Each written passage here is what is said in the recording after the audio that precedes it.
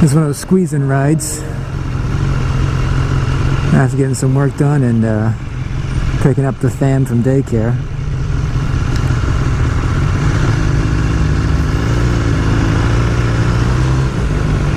So, I know I say this over and over again, the no mod goes unpunished thing, but it's just more and more evident day after day.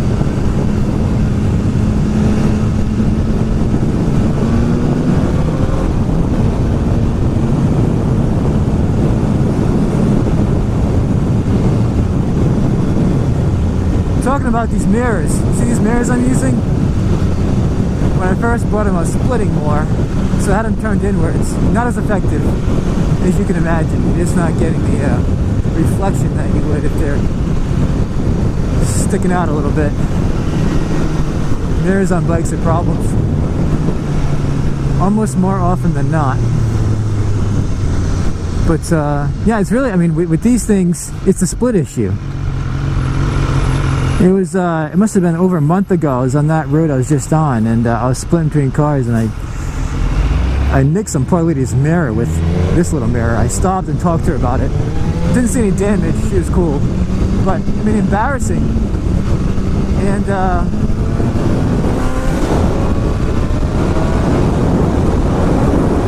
Range Rover likes to go fast, apparently.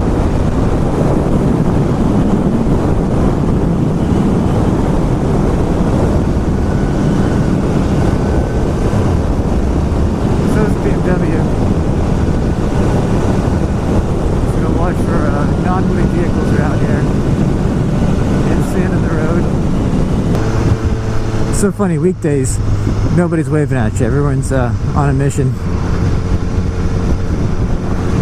They don't have that weekend glee that you see in my weekend videos. Everyone's flinging their hands in the air. But yeah, the mirrors, I mean, it's to the point now where, I mean, other than like sliders and some engine guards if the bike goes down, I'm not sure what I would do. I mean, the seat I got here is, have I talked about this seat? I don't think I have. I make so few BMW S1000R videos because there's just less of a crowd for it, I think, and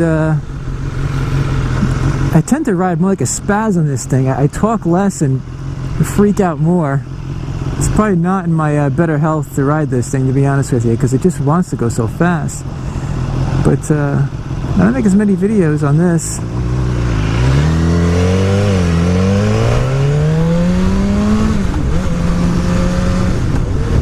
And before the comment comes, this bike does not have a quick shifter.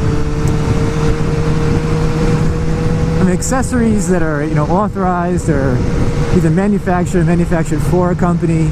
Even with the Harley, they get the same thing. Even like a gas cap for that thing has given me problems. You know, and it's a scheme. You get a, you know, HD wants you charge you so much more money for a product that could be inferior, and well, there could be some of that going on. But I just haven't had issues with anything that has come from them. Other than the brake lines, which they don't manufacture themselves, and the connectors, which have rust on them. But you know, I'm more in line of just get the bike that you want and need for your purposes.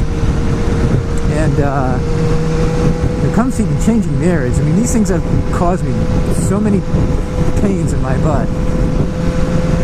I don't get into it, but you go to the track, you're taking them on and off, and then one of these things is locked in, you can't even get it off. The end caps, I mean. You get more vibes in the bars. Not a ton, but a little more vibey in the bars. I'm taking my opportunity here, if you don't mind. I'm sorry. A little more vibey in the bars because the weights that came on standard are off. Fit these bar and mirrors on. And then you get the width. You get the lack of visualization when they're turned inwards. And the increased width when they're turned outwards.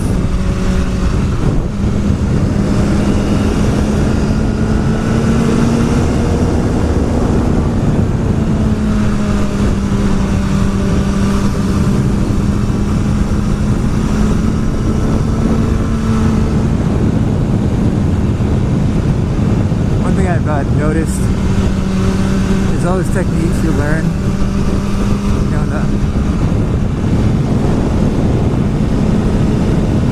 in the schools we go to, about body positioning, everything else. I mean, it does translate to the road to some degree, but the speeds are so different. It's, I don't know, I find, unless the surface was a bit slick and you don't want to lean the bike over too much just because of contact patch, yeah, on the roads I'm on at least, it doesn't translate a ton. I mean, the principles do to some extent, but you just don't need to fling your body around that much. It's just not a lot of benefit from it.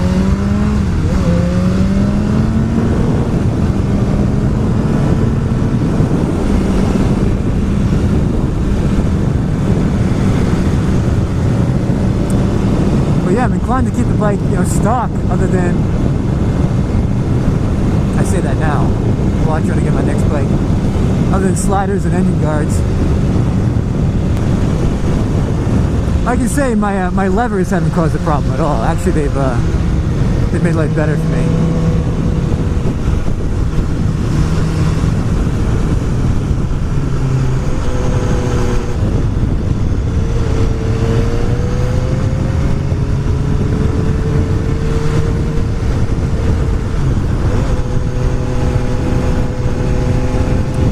Back on the seat, this is a Saddleman seat. I think they only make one for the, I think it's the same seat for the S1000R and RR. It's comfortable. It's the problem with the stock seat, it's clear like anything else, pluses and minuses, but I mean, most of my riding, like most people, is on the road, and it doesn't matter for the first, you know, 50, 100 miles, but you go for a longer ride. I'm not sure what you're up to here. Making sure no one's coming through. Okay. This time, I'm going to be looking at the back of this Tacoma for a long time. When you get up to higher miles, that thing just, it can be really irritating. It's pretty narrow. And it just digs more. You just don't distribute the weight over a big enough surface area, so you get all achy down there in all sorts of areas. And so it's really a comfort thing, both in terms of pressure and also in terms of inclination to sort of push you forward, because the stock seat has an angle to it, kind of angles you forward. And so if you're not riding, you know, on a track that's super aggressive on, you know, a wide open back road of your fantasy, it's just not as conducive for comfort and for long rides. Now, I wouldn't want this thing on if I go to the track. This thing's coming right off, because when it comes to moving around in the seat, I mean, it's got a bit of a cup to it, and it's more broad, so you don't slide around on it nearly as easily, which you want to do if you're really pushing a bike, as you do in the stock seat. And the stock seat just has you, it pushes your weight forward more, and I think it's just you know, better suited to getting the most potential out of the bike. But yeah, for anybody who does a lot of road riding and has a sore butt situation, this Saddleman seat, I think you'll like it. I mean, they're so easy to switch on and off. I mean, if you just pull it off and stick another one on, it's not as if it's a permanent change.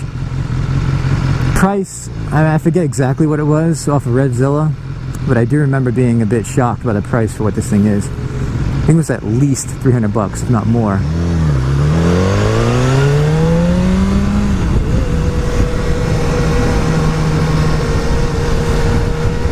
Which, you know, to each their own.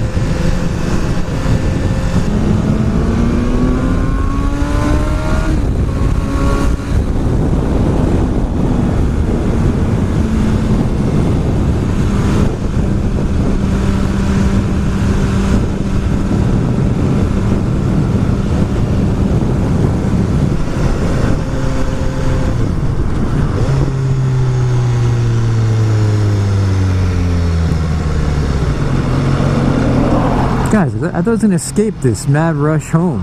What kind of work day do you people have? Look who's talking.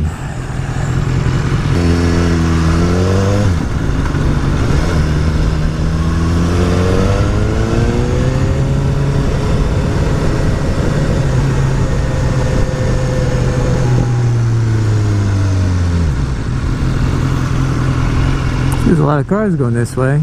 Should make a lovely ride home.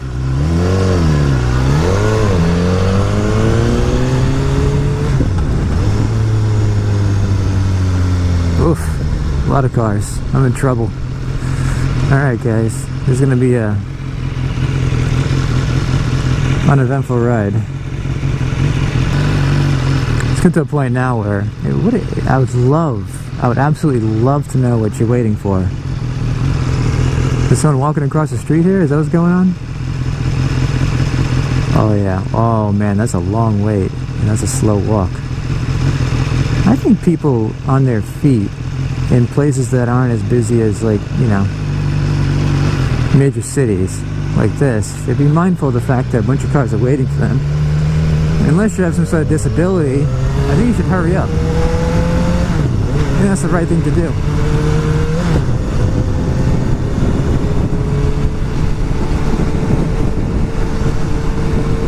For any situation where there's a number of people waiting on you, you should at least be mindful of it. I'm not saying you should go nuts and sprint across the street in a fever, but you know, talking on the phone while cleaning your nails with your head looking at the ground is not very nice.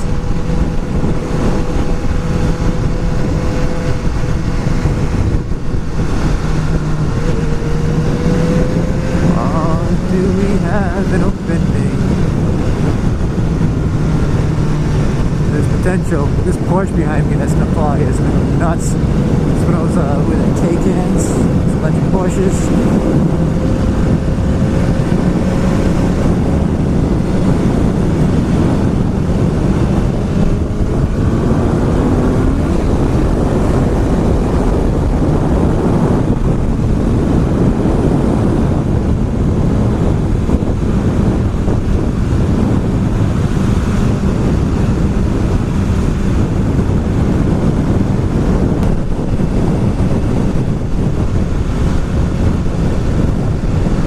Another disappointing aspect of this bike is this service requirement, or just computer reminder of a requirement for service. So I think it's once a year, or when your mileage hits a service point, which I think is every 5,000 or 6,000 miles, but I find it incredibly irritating that when it is time for service, you know, with me I change my own oil and filter, and you know, I understand there's I need for a deeper look, and me not being a mechanic myself, I don't mind taking the bike in to have someone look at it once in a while to make sure nothing looks crazy that needs adjustment or looks like it's wearing out before I can pick up on it. But you know, it's a motorcycle, and how many things are there to check? Now make sure things talk correctly. Make sure you got your fluids. Look at your tires, etc. But as you can see, I can't see the temperature of my bike because their service notice blocks that warning in particular. And blocks that segment in particular. And you gotta clear this information before you can, you know, use your screen, which has limited information on it as it is. I mean, it's a cash grab is what it is. And I find that incredibly irritating, considering the fact that these bikes in general aren't known to be the cheapest of options. And when they do require parts and service, it's also not the cheapest. And I know we have to keep the dealers alive, but you know, if you just told me up front that I have to make an annual donation to the dealer in order to keep this this network alive, I would rather do that, because at least you're being honest with me instead of this BS about, you know, the computer needs to be reset. I may not be able to see my temperature until I get back there. It's ridiculous. I mean, I bought this motorcycle 5 years ago. It's understandable if it's in its first 1,000 miles or something.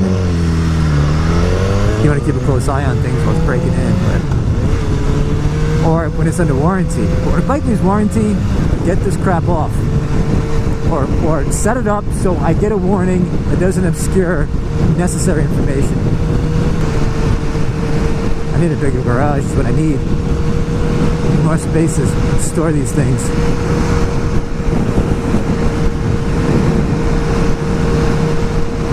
And what I'll do, I'll create a motovlog channel.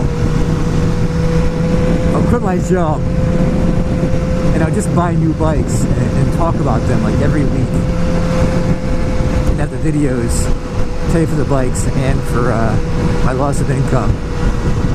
And then I'll develop this really strange personality that's hyper excitable, goofy, and I'll come up with all these you know, those pictures people show in the front of their videos, whatever you call them. Just colorful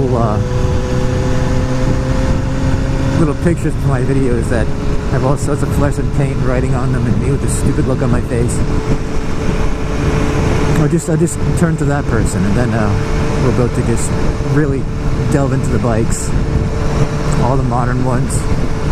And then the only trade-off is really just selling your soul and not being able to look your loved ones in the eye because you turn into a ridiculous cornball.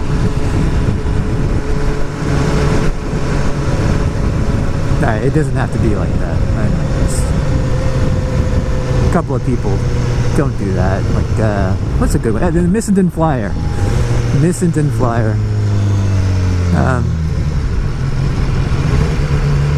Guy seems like a class act. Who's the other one in London? Oh yeah, the Royal Jordanian. Royal Jordan. Something like that. Another class act. But he has a job, that guy. He's got to have a job. You know, and that Missenden Flyer is going to have a job too, because they seem too normal. It's the younger crowd that just does this stuff. And even some older dudes with cars that just do this, buying new cars, they just turn crazy. Because whenever you have to cater to the masses for your own benefit, whether you're a politician or one of these YouTube motor vehicle people, it doesn't say a lot about the masses, but you turn to a goofball. Overly excited goofball. Feigned enthusiasm about everything.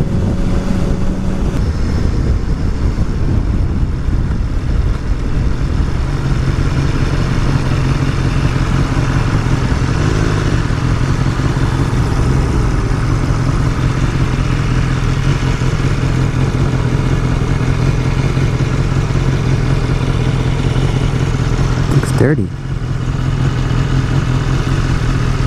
Could clean this thing with some sunlight so I can see what's going on.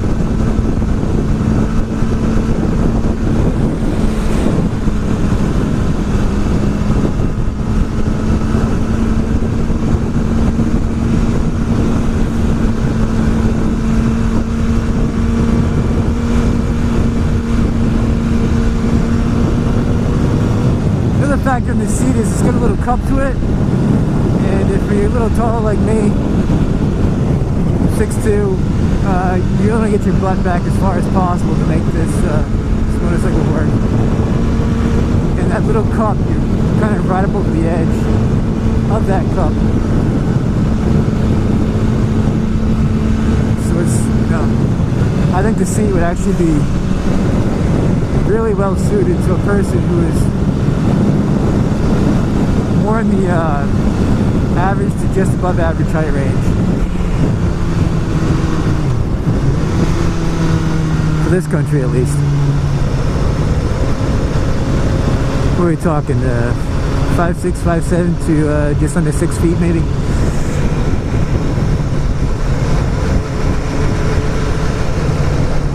Stocksy doesn't have any lip or anything on it, so it doesn't feel a lot different. But it's also probably why I'm always pushing myself back and always sliding forward, because I want to be back there. That's where the comfort is.